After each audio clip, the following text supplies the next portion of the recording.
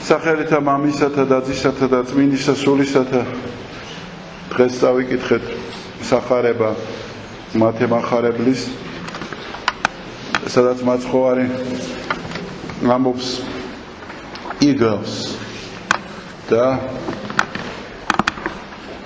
ძალიან საინტერესოა ეს იგავი, რომელსაც თავისი ფართო საყოველთაო მნიშვნელობა აქვს და ვიწრო კერძო როგორც ერთი ადამიანისთვის თქმული. საერთოდ იგავის ფორმას გააჩნია მთავარი მახასიათებელი, რომ შინაარსი უნდა იყოს ესე იგი ერთმნიშვნელოვანი და დასკვნად სწორედ აი ამ მთავარი მორალის ირგვლივ უნდა კეთდებოდეს. ეს არის იგავური ფორმა თავისი ამ სახეობით, ამ ჟანრის სახეობით და მაცხოვარი ხშირად იყენებს ამ ფორმას. მოციქულებს ეუბნება, რომ თქვენთვის ბევრი რამ არის ცნობილი და პირდაპირ გაქვთ გაგებული, ხოლო მათთვის, ვისაც უჭირს გაგება, აი იგავით უნდა ვესაუბრო და სწორედ ამას უსვამს მაცხოვარი ცხას, რომ ამ იგაურში ძალიან ნათლად ჩანს თავარი გენერალური ხაზი, რაზეც არის საუბარი და ამიტომ ეს იგავური ფორმა, რომელიც მაცხოვარმა აირჩია უბრალო ხალხთან სასაუბროდ, ძალიან ესე იგი შედეგიანი იყო. დღევანდელი იგავის შინაარსი შემდეგია, რომ არის ბატონი, რომელიც ესე იგი გააშენებს ვენახს, დადგავს საწნახელს, ააშენებს თქვათ მისთვის საჭირო შენობებს, ყველაფერს, რაც ამ საქმიანობას ღვინის ესე იგი მოყვანა და ესე დაწურვა ქვია და ჩააბარებს ხალხს. გარკვეულ ჯგუფს ადამიანებისას და როცა უკვე მოდის დრო, როცა მოსავალი უნდა მიიღოს და როგორც ჩვეულებრივი საქმიანობის წესია, ყველა ეპოქაში თავისი წესი აქვს, წილები უნდა გადანაწილებული იყოს, უნდა მისცე მფლობელს, უნდა დარჩეს მუშაკს და ასე შემდეგ. ეს ყველაფერი გადანაწილებული, აქ მთავარი არის გადანაწილება არ არის, იმიტომ რომ აქ მთავარი სხვა რამეა. მთავარი ის არის, რომ მათ, ვისაც მისცა თავისი ქონება, განსაკარგავად მათ უარი თქვეს წილის მიცემას. და როცა გაიგოს ბატონმა, მიუვლინა მას თავისი მხლებლები, რათა მოეთხოვა მათგან თავისი კუთვნილი წილი მოსავლისა. ხოლო ისინი შეურაცხყოფენ მის მოხელეებს და ესე ლანძღვაგინებით მიაბრუნებენ თავის ბატონთან. ბატონი ხელმეორედ გაუგზავნის უფრო მეტ ხალხს, სავარაუდოდ უფრო ავტორიტეტულს და უფრო ესე იგი პატივსაცემს, ალბათ გარკვეული ძალაუფლებითაც აღჭურვილი, მაგრამ მათ კიდევ უფრო მეტ შეურაცხყოფას მიაყენებენ და სცემენ კიდევაც და გაუშვებენ, გააბრუნებენ ესე უკან. ხოლო ბატონი ფიქრობს, რომ აი ჩემი ძე მას გაუშვებ და შევწყვებათ მაინც, რომ ძე მოვიდა, ესე იგი ძე ყოველთვის სიმბოლოა თანასწორობისა. აი როგორც ოჯახში ძე მემკვიდრე ყოველთვის თანასწორია თავისი მამის და ის სრულად მიიღებს ის, რაც მამას აქვს. აი ესეთი შინაარსის ესე იგი აზრდებს ამაში, რომ ძე ნიშნავს, რომ მე მოვედი და აი პირადად მე მოვედი, ხოლო რათა ეს მუშაკები კიდევ უფრო გაქვავდებიან თავის აზრში, გამყარდებიან და კიდევ უფრო გაუქვავდებათ გული და ვერაფერს ვეღარ ხედავენ და დაბრმავებულები არიან ალბათ მოსავლის სიჭარბით ან იმ მატერიალური ესე იგი კეთილდღეობით, რომელიც მათ ელით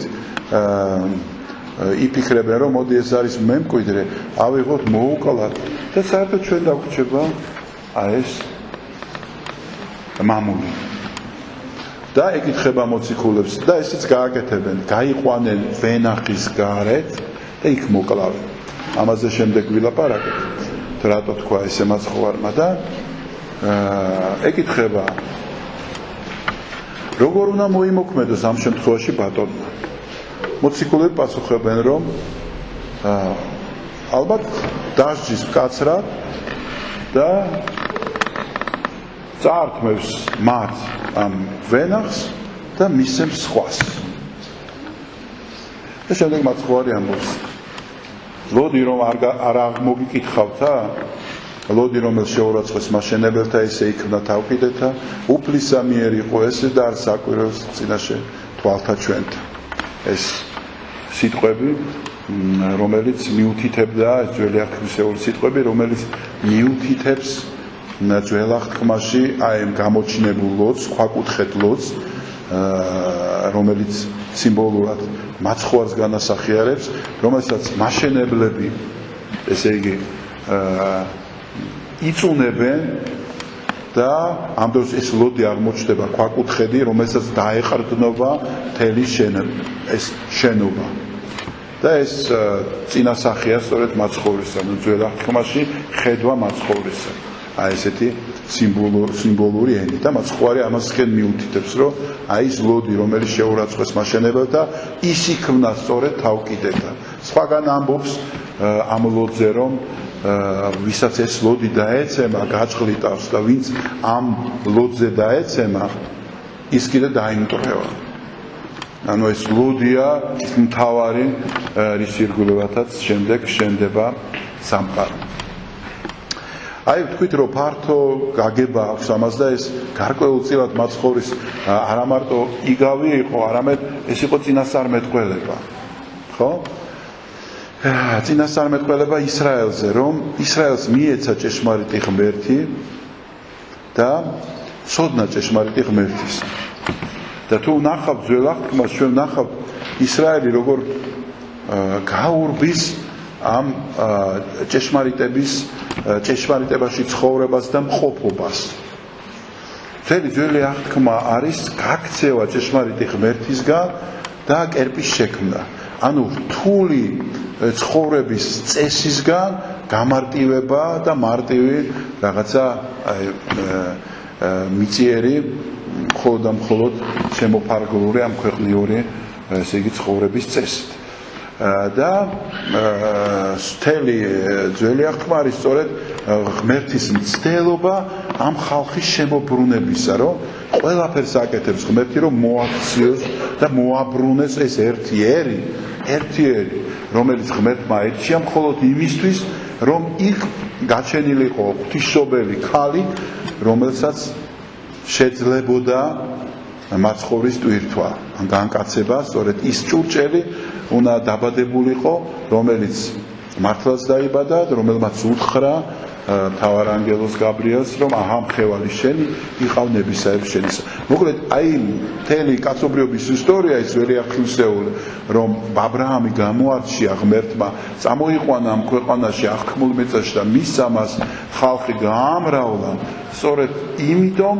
რომ საბოლოოდ შობილიყო ღვთისმშობელი, რომლისგანაც ესე კაცობრიობის მხსნელი დაიბოდება და ის წმინდა ჭურჭელი, უპატიოსნესი ჭურჭელი,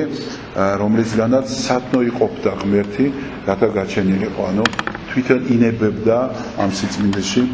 განკაცებას. და აი მთელი ცხოვრება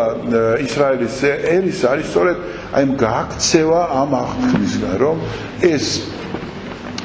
ურთიერთობა, რომელიც მას ღმერთთან ჰქონდა, სულ ყოველთვის ირღვეოდა ძალიან მხრიდან და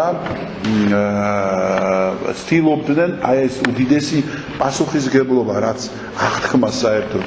ერთმანეთთან ორ პერსონაჟს შორის ურთიერთობას ახლავს, ვალდებულებები და პასუხისგებლობები, ეს რომ აეცილებიათ თავიდან და ეცხოვრათ ისე, როგორც სხვა ერები ცხოვრობენ და თქვენ ნახავთ ველათქვაში მუდმივად ამის პრობლემაა, რა, როგორც სხვა ერები ცხოვრობენ, ისე გვინდა მეფე გყავდეს. როგორც სხვა ერები არიან უბრალოდ მარტივად, აღარ გვინდა ამდენი კანონები, როგორც მე მომწონს ისე ვიცხოვრო. მოკლედ, სულ ეს გაქცევაა და სულ მობრუნებაა. და აი ამ მობრუნების მცდელობა სულ ყოველთვის არის სხვადასხვა ეპოქაში სხვადასხვა წმინდათა, ესე იგი, მივლენით ღვთისაგან, არა წინასწარმეტყველები მიუვლინა მანამდე მეფეთა დასი იყო, შემდეგ საჯულები, მანამდე კიდევ უფრო და შემდეგ წინასწარმეტყველები და ასე შემდეგ. ანუ სულ მივლენილია ვიღაცა, ვინც ღვთის სახელით ესაუბრება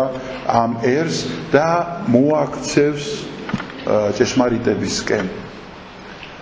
და აი ეს ფორმაც ზუსტად არის ამიგავში ნათქვამი, რომ გაუგზავნა ჯერ ერთი ხალხი შეურაცხყვეს, შემდეგ მეორენი უფრო მეტნი, უფრო კარგნი, შემდეგ ძე გაუგზავნა და ძე არის პირდაპირ მნიშვნელობით მაცხოვარზე ლაპარაკი და აქ თვითონ ფორმაც მიუთითებს, როცა ამ ძეს აიყვანენ და გაიყვანენ ქალაქის გარეთ და იქ მოკლავენო. ესე ამბობს მაცხოვარი და მართლაც ეს წინასწარმეტყველება ახდა, როცა მაცხოვარი იერუსალიმიდან გაიყვანეს და გოლგოთის მთაზე ჯვარს აცვეს. იქ მოკლეს, არა ქალაქში, არამედ ქალაქიდან გარეთ. და ქალაქიდან გარეთ და ეს იყო აი პირდაპირ თვალნათელი მაგალითი იმისა, თუ რაც უნდა მომხდარიყო მომავალში და რაც უნდა დატრიალებულიყო ამ ერში იმ დროს. და შემდეგ მაცხოვარი ამბობს, რა მოხდება, წაართმევს ღმერთი ამას, ყველაფერს ამ ხალხს და მისცემს სხვებს. ანუ ჭეშმარიტების მატარებელი აღარ იქნებიან ესენი, არამედ იქნება ის, ვისაც მოისურვებს, რომ ჭეშმარიტებაში იყოს. არა უკვე ეთნიკურად ხდება ჭეშმარიტების მიღება და გადაცემა, არამედ უკვე ღვთისაგან ხდება ყველა მთელ კაცობრიობაზე მიმოფენა და შემდეგ ხვდებით უკვე მოციქულები როგორ მიდიან და მთელ კაცობრიობის უქადაგებენ, ხო, რომის იმპერია იყო მაშინდელი მსოფლიო და აი მსოფლიოში გადიოდნენ და გადაგებდნენ და ვნახეთ, რომ ისინი არ გაჩერდნენ იერუსალიმში. მათ არ გააგრძელეს იერუსალიმში ისევ ეთნო რელიგიური, ესე იგი, აღორძინება, არამედ ისინი გავიდნენ და მსოფლიოს უქადაგეს და ეს უნივერსალურობა ქრისტიანობას მთლიანად მოსდევს დღემდე, იმიტომ რომ ქრისტიანობა არ იკეტება არც ეთნოსში, არც რომელიმე სახელმწიფოში, ან მით უმეტეს რომელიმე დაჯგუფებაში, არამედ ქრისტიანობა არის აღმსარებელი, რომელიც გადის და ყველას უქადაგებს, სულ ყველას, არ შეიძლება დარჩეს ადამიანი, რომელსაც არ ეკადაგოს ეს. ეს არის მისი, ესე იგი, საყოველთაო გაგება დღევანდელი წაკითხული სახარებისა, რომ ეს არის წინასწარმეტყველება მაცხოვარზე. მაგრამ ამას აქვს ვინც რო კონკრეტული გაგებაც, რომელიც ჩვენ თითოეულ ცხოვრებაში ხდება. ესე იგი, ზუსტად იგივე რამ, რომ გადმოვიტანოთ კერძო შემთხვევაში, შემდეგ სურათს მივიღებთ, რომ ადამიანი არის, რომელსაც მიეცა ვენახი, ანუ ეს სული და შენ ადამიანი, შენ მოგეცა ეს, შენ არ ინებე, რომ მოსულიყავი ამ ქვეყნად. ეს რეალობა დაგვდა, როცა შენ აღმოაჩინე თავი ადამიანად. და ის რაც მოგეცა შენს ირგვლივ, ესეც ღვთისაგან არის მოცემული. და თუ სწორედ არ მოიქცევი, ანუ სწორედ არ წახვალ და ღმერთს აი მადლიერების ღვენს არ მიუტან, რასაც აი წირვაში ჩვენ ვახორციელებთ, ხომ? შესაწირი ღვთის სწორედ არც ფულია, არც საჭმელი, არც რაიმე ნივთი, არც ოქრო და ვერცხლი მით უმეტეს, არამედ შესაწირია აი ეს გული, რომელიც ადამიანს გააჩნია წმინდათა წმინდა და ის მადლიერების შეგრძნება, რომელიც შენ გაგაჩნია და აი მადლიერები განადიდებ ღმერთს. ეს არის ყველაზე დიდი შესაწირი ღმრთისათვის და წირვაც სწორედ ამას მიუთითებს, ამ სხვებს შეწირვას, დიდების შეხვედრებს შეწირავს. აი თუ ესე არ იქცევი, მაშინ შენ გაურბი ხარ და იქცევი ისეთივე იმ ვენახის ბოროტი ვენახის მუშაკი რომელსაც არ უნდა ამ წესით ითამაშოს იცხოვროს ამ წესით რომ ეს კუთვნილება და ეს ურთიერთობა იყოს ესეთი რომ მე განვადიდებ ღმერთს და ღმერთი მაძლევს ყველაფერს რაც კარგია ამ ქვეყნად და მარადიულ სამყოფლოდ და ყველაზე კარგი ეს არ არის მატერიალური რასაკვირველია ეს არის მასთან ყოფობა ამაზე დიდი ძვირფასი რამ და სასურველი არაფერი არ არსებობს რომ თუმცა შენ შეგრძნება გაქვს ფაებრივი მადლისა და სწორედ ეს სათხოვნელი სწორედ ამ მადლის მიერი უნდა იყოს და როგორც კი ამას არ აკეთებ შენ გადიხარ გვერდზე და იწყებ ბრძოლას აი მსგავსად იმ მუშაკებისა იმ გამოგზავნილი ხალხის მიმართ რომელიც ჭეშმარიტებას ღაღადებს რომელიც ჭეშმარიტებაზე საუბრობს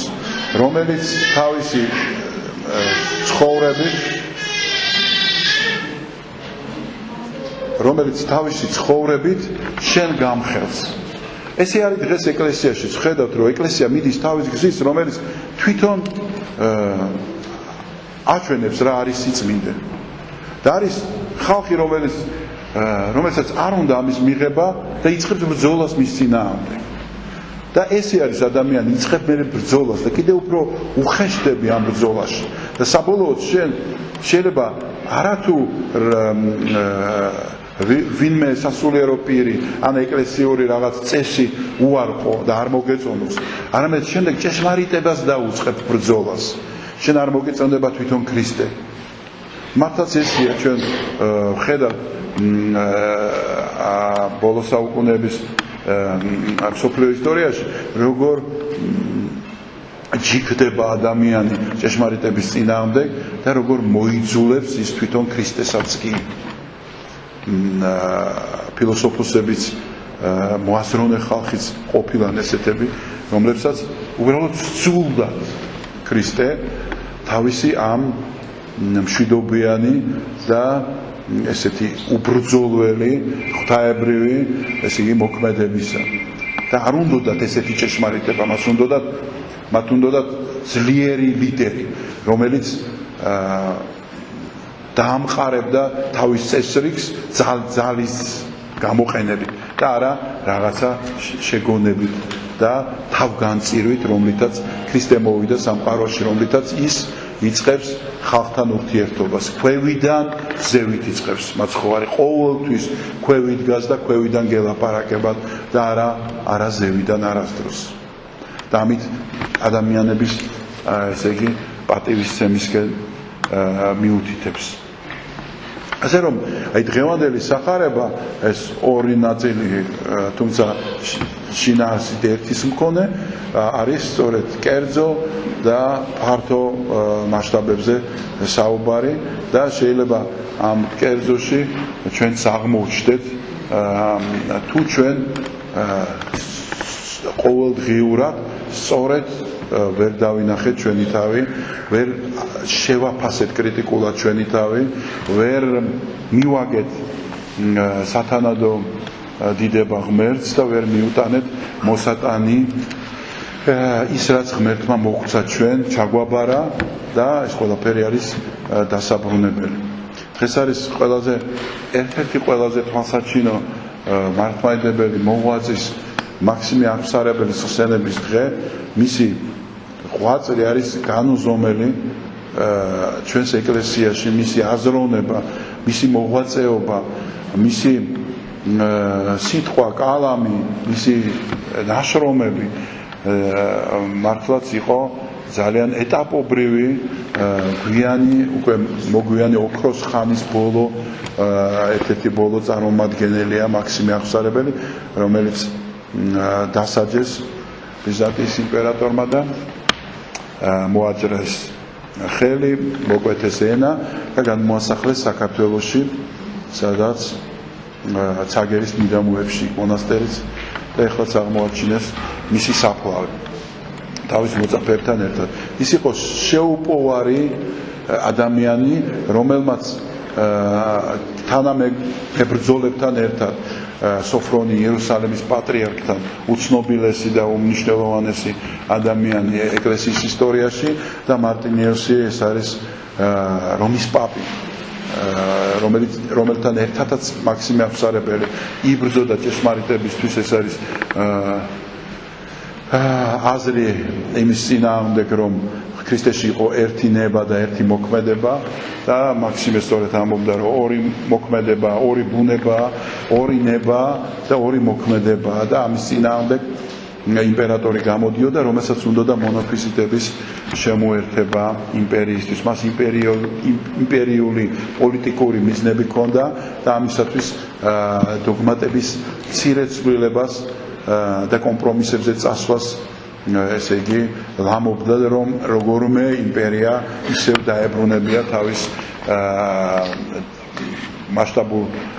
ტერიტორიებში და აი სწორედ აი ამ სრულების წინააღმდეგ წავიდა მაქსიმე აღსარებელი რომელსაც მთელი კრება აღუდგა და ეუბნებოდნენ როგორ ამდენი ეპისკოპოსი ვარ შეკრებილი შენ ერთი კინკილა ბერი ხარ და როგორ გვიბედავ რომ ჩვენაც სარითვალისწინებ და ჩვენ როგორ შეიძლება პატრიარქები ვართ ერთი კონსტანტინოპოლის პატრიარქი იყო ერთი ალექსანდრიის პატრიარქი იყო და ასე შემდეგ რომ აი ესეთი ძალაუფლების მქონე იმპერატორიც კი ჩვენთან არისო რომ შენ არ როგორ ფიქრობ რომ მარტო შენ ხარ და მარტო შენი ჭეშმარიტებაო და როგორ იმპერატორი ამას ამბობს და მაქსიმე აღსარებელი მაშინ ეს არის ეპოქა როცა იმპერატორების ესე იგი ძალაუფლება ძალიან დიდი იყო ეკლესიაშიც და მათ ძალიან დიდი პატივით იღებდნენ და მის გადაწყვეტილებებს და ესე იგი მის საშინლად ითვალისწინებდნენ ეკლესიაში მას შეეძლო პატრიარქების მოხსნა, გადაყვანა, საერთოდ დასჯაც კი და სიკვდილით დასჯაც კი და ასე შემდეგ ამ ხელა ძალაუფლებები ჰქონდა და აი ამ ერთმა პატარა ბერმა იმპერატორი ჰერაკლე იყო მაშინ ეცა უთხრა რომ შენ არავინ არ ახარ შენ ეკლესიაში არაფერი გესაქმებაო და შენ ერთი პატარა ერისკაცი ხარ რომელიც უნდა დაждდეო და მოусმინო სასულიერო პირებს რომლებიც გადაწყვეტენ სამღვთო კანონებსო და ამით ეს იყო მართლაც გარღვევა იმ ეპოქის აზროვნებაში რომ როგორ შეიძლება რომ იმპერატორს ესე ვინმე დაელაპარაკოს რა და შენ როგორც ერისკაცი ისე ეზიარებიო ასე რომ არა გაქვს ხმა მოსაღებიო მაქსიმეს პირდაპირ ესაუბრებოდა იმპერატორს და ამის გამოც სწორედ დაისაჯა ის და მართლაც ეს მან ეს ტკივილი ეს ტანჯვა წამება ღირსეულად გადაიტანა და ღრმად მოხუცებული გარდაიცვალა აგერ საქართველოში თქვენ შეგიძლიათ მისი ნაშრომები წაიკითხოთ განსაკუთრებით ასეული აქვს სიყვარულის ირგვლივ წარმოთქმული და ძალიან მნიშვნელოვანი რამ არის ეს თუმცა მისი თხზულებები ლოგოსის შესახებ და მაცხოვრის ბუნების შესახებ ძალიან რთულია და ალბათ გაგიჭირდებათ ამაზე მაგრამ აი ეს ასკეტური თხზულება რომელიც სიყვარულზეა საუბარი პატარა ციტატების სახით ძალიან საინტერესო იქნება და ბევრი რამ შეიძლება თქვენ აიღო და გამოგადგეს ცხოვრებაში მაქსიმე აღსარებელი სახელი უნდა დავიმახსოვროთ კარგად და ყოველთვის მოწიწება და მის მიმართ განცდა თავდადებისა ერთგულებისა და ესე უშიშრობისა აი ეს უშიშარებით არცა უხორცო როგორც არის გამონათქვა აი მართლაც როცა ადამიანს არაფრის არ ეშინია და დგას ღვთის სიტყვის სადარაჯოზე რომ არც პატარა იოდა არ შეცვლილიყო საეკლესიო სწავლები და რათა ეს საეკლესიო სწავლება ჩვენთვის ხელმისაწვდომი გამხდარიყო და ჭეშმარიტებაში მდგარიყავით ჩვენ შეიძლება მაქსიმემ გამოსდა რომ ჩაგვიტაროს ღვთისმეტყველებაში ალბათ ორიანს დაგვიწერდა მაგრამ მაინც ვისაც ეკუთვნის ეს ჭეშმარიტება უნდა იყოს თავარი ის კი არ არის რომ რასაკვირველია ფილოსოფიურად და მithumet საღვთისმეტყველო აზროვნება ადამიანების ეკლესიაში მყოფის რაღაც 2-3%-ს თუ შეუძლია. იმიტომ რომ ეს ძალიან მაღალი აზროვნების წესი ისეთივე ჯილდოა, როგორც თქვა სმენა აქვს ადამიანს და ნიჭი აქვს მხატვრობის ან რაღაცა ესე დაჯილდოებულია, რაღაცა განსაკუთრებული ესე იგი ნიჭით. ესეთივე და ყველას ეს არ შეუძლია, ამიტომაც ახლა გამოცდას არავინ არ ჩაგვიტარებს, მაგრამ ის რომ ამ ჭეშმარიტებაში ვიცხოვროთ, ის რომ მქონდეს, რომ ეს წვდომა მქონდეს ადამიანს, ვისაც ამის შესაძლებლობა აქვს და ძალა აქვს და ჩვენ ამ ერთიან სივრცეში მასთან ერთად ვიმყოფოთ, ეს არის ძალიან მნიშვნელოვანი, რომ არ დაიკარგოს ჭეშმარიტება და ეს ჭეშმარიტება ყოველთვის ღაღადებდეს. ქრისტიანი არის მოწმე ამ ჭეშმარიტებისა. ეს ჭეშმარიტება არის ღმერთთან კავშირი. ღმერთმა დაგლოცოთ, ბედნიერები გამყოფოთ, წმინდა მაქსიმე აღსარებლის მადლი შეგვეციოთ, თუ ვინმე გააქვთ ურთიერთობა ცაგებთან, შეგიძლიათ ჩახვიდეთ და მოილოცოთ ის ადგილი, სადაც მაქსიმე აღსარებელი განისვენებს. ღმერთმა დაგლოცოთ და